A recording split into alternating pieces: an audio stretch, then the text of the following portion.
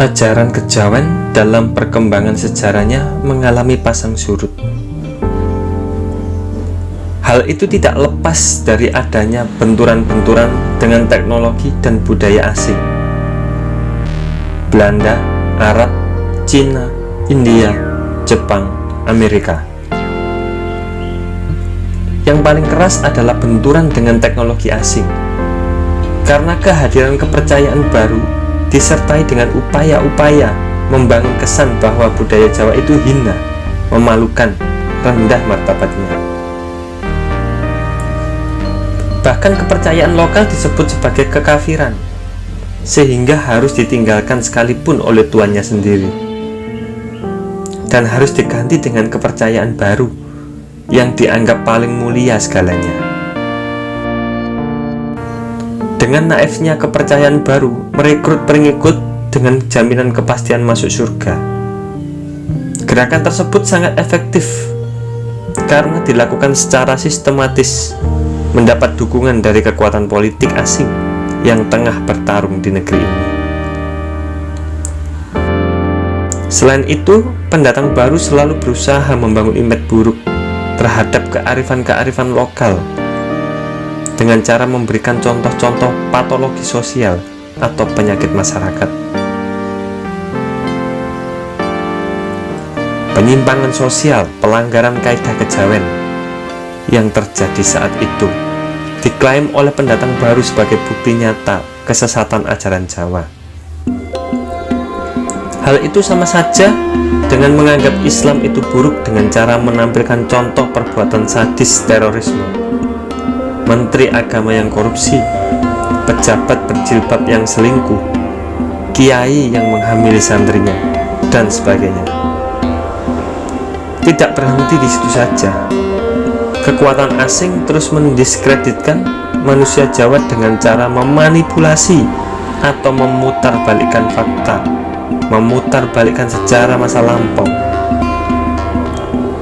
Bukti-bukti kearifan lokal dimusnahkan, sehingga banyak sekali naskah-naskah kuno yang berisi ajaran-ajaran tentang tata krama, kaidah, budi pekerti yang luhur bangsa Indonesia kuno sebelum era kewalian datang, kemudian di bumi hanguskan oleh para pendatang baru tersebut. Kosakata Jawa juga mengalami penjajahan.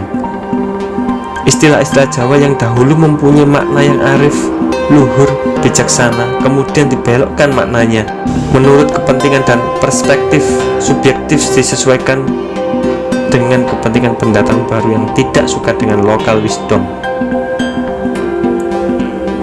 Akibatnya istilah-istilah seperti kejawen, klenik, mistis, tahayul mengalami degradasi makna dan berkonotasi negatif. Istilah-istilah tersebut disamamaknakan dengan dosa dan larang-larang dogma agama. Misalnya kemusyrikan, gugon Tuhan, budak setan, menyembah setan, dan seterusnya. Padahal tidak demikian makna aslinya. Sebaliknya, istilah tersebut justru mempunyai arti yang sangat religius. Klenik merupakan pemahaman terhadap suatu kejadian yang dihubungkan dengan hukum sebab akibat yang berkaitan dengan kekuatan gaib atau metafisik yang tidak lain bersumber dari zat tertinggi, yakni Tuhan yang Maha Suci. Di dalam agama manapun unsur klenik itu selalu ada.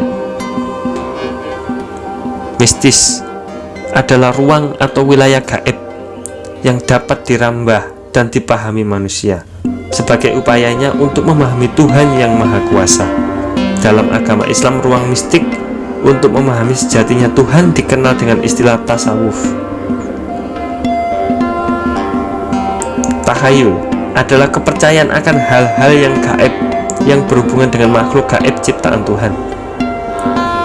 Manusia Jawa sangat mempercayai adanya kekuatan gaib yang dipahaminya sebagai wujud dari kebesaran Tuhan Sang Maha Pencipta. Kepercayaan kepada yang gaib ini juga terdapat di dalam rukun Islam.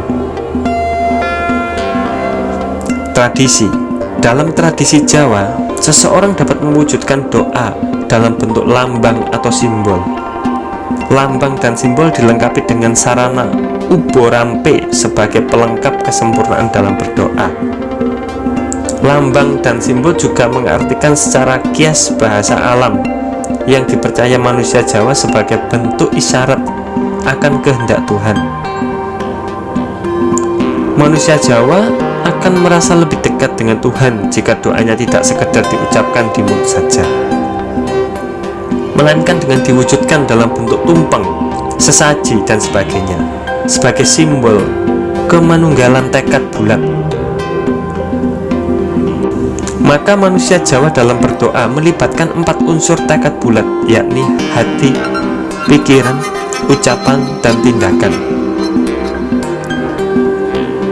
Upacara-upacara tradisional sebagai bentuk kepedulian pada lingkungannya, baik kepada lingkungan masyarakat manusia maupun masyarakat gaib yang hidup berdampingan, agar selaras dan harmonis dalam menambah kepada Tuhan. Bagi manusia Jawa, setiap rasa syukur dan doa harus diwujudkan dalam bentuk tindakan real atau ikhtiar, sebagai bentuk ketabahan dan kebulatan tekad yang diyakini dapat membuat doa terkabul. Akan tetapi niat dan makna dibalik tradisi ritual tersebut sering dianggap sebagai kegiatan gugon Tuhan, asal ngikut aja, sikap menghamburkan, dan bentuk kemubadiran. Kejawen itu berisi kaidah moral dan budi pekerti luhur, serta memuat tata cara manusia dalam melakukan penyembahan tertinggi kepada Tuhan yang Maha Tunggal. Akan tetapi, setelah abad 15 Majapahit runtuh oleh serbuan anaknya sendiri dengan cara serampangan dan subjektif, jauh dari kearifan dan budi pekerti yang luhur, pendatang baru menganggap ajaran kejawen sebagai biangnya kemusyrikan, biangnya kesesatan, kebobrokan moral, dan kekafiran. Maka harus dimusnahkan. Ironisnya, manusia Jawa yang sudah kejawen, ilang Jawane, justru mempunyai andil besar dalam upaya cultural assassination. Mereka lupa bahwa nilai budaya asli nenek moyang mereka itulah yang pernah membawa bumi Nusantara ini menggapai masa kejayaannya di era Majapahit, hingga berlangsung selang 5 generasi penerus tahta kerajaan.